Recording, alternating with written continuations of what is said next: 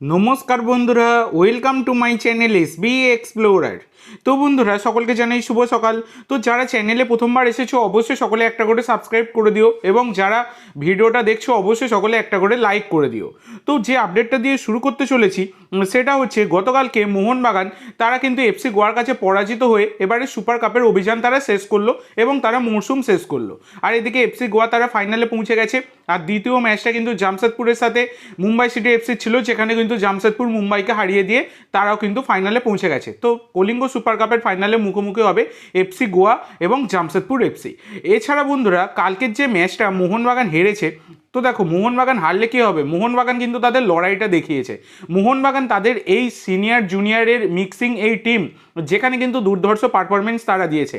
তারা আগে পূর্ণ শক্তির দল কেরালা ব্লাস্টারকে হারিয়ে কোয়ার্টার ফাইনাল থেকে সেমিফাইনালে পৌঁছেছিল, এবং সেমিফাইনালে কালকে দুর্দান্ত পারফরমেন্স দিতেও দেখা গেছে মোহনবাগানের তরুণ প্রতিভাদের। কিন্তু ব্যাপারটা হচ্ছে ধীরাজের দুখানা গুরুত্বপূর্ণ ভুল, যেটা কিন্তু মোহনবাগানকে ব্যাকফুটে ঠেলে দিল। তো এখানে ধীরাজকে আরেকটু বেটার হওয়া উচিত ছিল, নাহলে কিন্তু মোহনবাগান ভালোই লড়াইটা দিচ্ছিল, সেটা তোমরা সকলেই দেখেছো। তো যেখানে সুয়েল ভাট, সালাউদ্দিনের মতো প্লেয়াররা দেশের ভবিষ্যৎ এবং মোহনবাগানের ভবিষ্যৎ, সেটা বলাই যায়। কারণ যে ধরনের পারফরমেন্স তারা কোয়ার্টার ফাইনালেও দেখিয়েছে এবং গতকালকে সেমিফাইনালেও দেখিয়েছে, সেইটা নিয়ে কিন্তু আর তাদের জন্য আর কিছু বলার অপেক্ষা রাখে না। দুর্দান্ত পারফরমেন্স তারা কিন্তু দিয়েছে। শুধু ধীরাজের দুখানা গুরুত্বপূর্ণ মিস্টেক, যেটা কিন্তু মোহনবাগানকে ব্যাকফুটে ফেলে দিল, নাহলে কিন্তু অন্য কিছু ফলাফল হতেই পারত। তো যেখানে মোহনবাগান এই টিম নিয়ে দুর্দান্ত পারফরমেন্স দিতে দেখা গেছে কোচ বাস্তব রায়ের তত্ত্বাবধানে, এবং মোহনবাগানের কিন্তু কিছুটা হলেও তাদের রিজার্ভ বেঞ্চ যে কতটা শক্তিশালী, সেটা কিন্তু মোহনবাগান আবারও তারা প্রমাণ করে দিল। এবং জুনিয়রদের যে লড়াই, সেটা কিন্তু কার্যত কুর্নিশ জানাতেই হবে, এবং দুর্দান্ত পারফরমেন্স মোহনবাগান দিয়েছে, সেটা বলাই যায়। তো এর পরবর্তী যে আপডেটটা তোমাদেরকে দিতে চলেছি, সেটা হচ্ছে আমাদের ভারতীয় জাতীয় দল নিয়ে।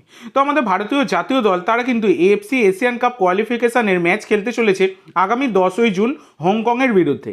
এবং সেই ম্যাচটা খেলার আগে কিন্তু আমাদের ভারত একটা ফ্রেন্ডলি ম্যাচ খেলবে, যেটা হচ্ছে থাইল্যান্ডের বিরুদ্ধে, যেটা 4ই জুন কিন্তু হতে চলেছে। এটা কিন্তু ঘোষণা করে দিয়েছে এআইএফএফ। তো এর পরবর্তী আপডেটে যাওয়ার আগে তোমাদের সকলের কাছে আমার একটাই অনুরোধ, যারা যারা চ্যানেলে প্রথমবার এসেছো অবশ্যই সকলে একটা করে সাবস্ক্রাইব করে দিও। তোমরা সাবস্ক্রাইব করে রাখলে পরবর্তী ভিডিও বানানোর মোটিভেশন অনেক বাড়ে, সেক্ষেত্রে অবশ্যই সকলে একটা করে সাবস্ক্রাইব করে দিও। তো পরবর্তী আপডেটটা যে তোমাদেরকে দিতে চলেছি, তাহলে কি এবারে আইএসএল বন্ধ হয়ে যেতে চলেছে? এইটাই এখন বড় প্রশ্ন হয়ে দাঁড়িয়েছে। তো ব্যাপারটা হচ্ছে, গতকালকে সুপ্রিম কোর্ট তারা কিন্তু রায় দিয়েছে। কি রায় দিয়েছে সেটা আমি তোমাদেরকে বলবো। তো তারা কিন্তু জানিয়েছে যে বর্তমানে এআইএফএফ এর যে বর্তমান কমিটি রয়েছে, সেই কমিটির কোনো রকম অস্তিত্ব নেই। শুধুমাত্র অন্তর্বর্তীকালীন মেয়াদে দায়িত্ব সামলাচ্ছেন কল্যাণ চৌবে। ফলে বর্তমানে দাঁড়িয়ে কিন্তু খুব তাড়াতাড়ি ফেডারেশনের ইলেকশন করতে হবে, সেটা কিন্তু বলে দিয়েছেন সর্বোচ্চ আদালত সুপ্রিম কোর্ট। এটা কিন্তু তারা জানিয়ে দিয়েছে। এবং সবথেকে বড় কথা, সুপ্রিম কোর্ট এটাও বলেছেন, যতক্ষণ না ইলেকশন সম্পন্ন হচ্ছে ততক্ষণ কোনো রকম গুরুত্বপূর্ণ সিদ্ধান্ত নিতে পারবে না বর্তমানে কমিটি। তো তোমরা সকলেই জানো যে এফএসডিএল এর সাথে এআইএফএফ এর যে চুক্তি আইএসএল এর জন্য, সেটা কিন্তু ডিসেম্বরে শেষ হয়ে যাচ্ছে। এবং সেই চুক্তি নবীকরণের জন্য একটা টাস্ক ফোর্স গঠন করেছিল সভাপতি কল্যাণ চৌবে। তো তার কিন্তু কোনো রকম আর অস্তিত্বই রইল না বর্তমানে, যেটা কিন্তু জানিয়ে দিয়েছেন সুপ্রিম কোর্ট। এবং সবথেকে বড় কথা, এই যে ডিসেম্বরে চুক্তি শেষ হচ্ছে, এইটা নিয়ে কিন্তু কোনো রকম নতুন সিদ্ধান্ত নিতে পারবে না কল্যাণ চৌবের কমিটি। তো যতক্ষণ না ইলেকশন হচ্ছে, ইলেকশন হওয়ার পর কিন্তু কোনো রকম খবর আসতে পারে, নতুন সিদ্ধান্ত আসবে চুক্তি নবীকরণ কিভাবে হবে, সেটা কিন্তু ইলেকশন কমপ্লিট হওয়ার পরেই জানা যাবে। তো আমাদের ভারতীয় ফুটবলের ভবিষ্যৎ যে কতটা অন্ধকার, সেটা কিন্তু বর্তমানে দাঁড়িয়ে তোমরা সকলেই দেখতে পাচ্ছ। কিন্তু এবার তোমাদের মনে এইটা, অনেকেই আমাকে অনেক দিন থেকে কোশ্চেন করেছো যে দাদা আগামী সিজনের কি আইএসএল বন্ধ হয়ে যাচ্ছে? তো দেখো, যেহেতু ডিসেম্বর মাস অবধি চুক্তি রয়েছে, সেই কারণে কিন্তু আইএসএল আগামী সিজনটা চলবে, এটা কিন্তু বর্তমানে দাঁড়িয়ে মোটামুটি কনফার্ম বলাই যায়। কারণ গতকালকে মার্কাসও জানিয়েছে যে আগামী সিজনের আইএসএল খুব একটা এফেক্ট কিন্তু পড়বে না। এই নতুন এমআরএ এগ্রিমেন্টের ওপর ভিত্তি করে কোনো রকম সেভাবে প্রভাব কিন্তু পড়বে না।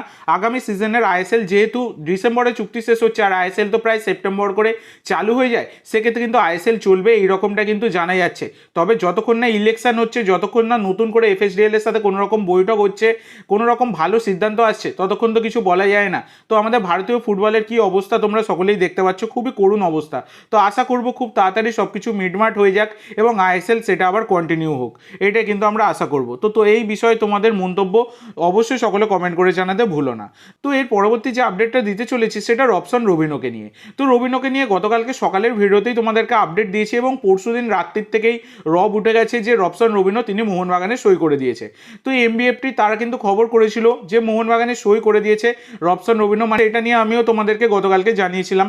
তবে মার্কাস গতকালকে জানিয়েছে যে রবসন রবিনো তার কিন্তু এখনও সই পর্ব কমপ্লিট হয়নি মোহনবাগানের সাথে কথাবার্তা চালাচ্ছে রবিনো, এটা ঠিকই, কিন্তু সই কিন্তু এখনও তিনি করেননি। তো এবার দেখা যাক রবসন রবিনো তিনি মোহনবাগানে সই করেন নাকি অন্য কোনো দলে করেন, নাকি রবসন রবিনোকে শেষ মুহূর্তে গিয়ে দলে নেয় কিনা সেটা এখন দেখার বিষয়। তো এখনও অবধি সই পর্ব কিন্তু কমপ্লিট হয়নি, যেটা কিন্তু মার্কাস জানিয়েছে। তো এর পরবর্তী যে আপডেটটা তোমাদেরকে দেবো সেটা হচ্ছে, যেহেতু মোহনবাগান আগামী সিজনে ACL 2 এর মঞ্চে আবার অংশগ্রহণ করতে চলেছে, এবার ACL এর মঞ্চে কিন্তু আনলিমিটেড বিদেশি খেলানো যায়। সেক্ষেত্রে শোনা যাচ্ছে যে মোহনবাগান ম্যানেজমেন্ট তারা কিন্তু 7 জন বিদেশি এই সিজনে, যেমন নুনো রেইসকে নিয়ে 7 জন বিদেশি তারা রেখেছিল, সেই রকমই 7 জন বিদেশি কিন্তু তারা রাখতে চলেছে, এই রকমই কিন্তু খবর পাওয়া যাচ্ছে। তো 7 জন বিদেশি সই করানোর সম্ভাবনা প্রবল রয়েছে আগামী সিজনে ACL 2 এর জন্য। তো দেখা যাক 7th ফরেনার হিসাবে কে সই করে এবং নতুনভাবে এবারে বিদেশির কোঠা কিভাবে কমপ্লিট করে মোহনবাগান, সেটা এখন দেখার বিষয়। তো দেখা যাক এবার কি হয়। তো আজকের জন্য এইটুকু বন্ধুরা, ভিডিওটি ভালো লাগলে অবশ্যই লাইক করো, শেয়ার করো, আমার চ্যানেলে প্রথমবার এসে থাকলে চ্যানেলটি সাবস্ক্রাইব করো আর কমেন্ট করে জানাও ভিডিওটি কেমন লাগলো। ধন্যবাদ।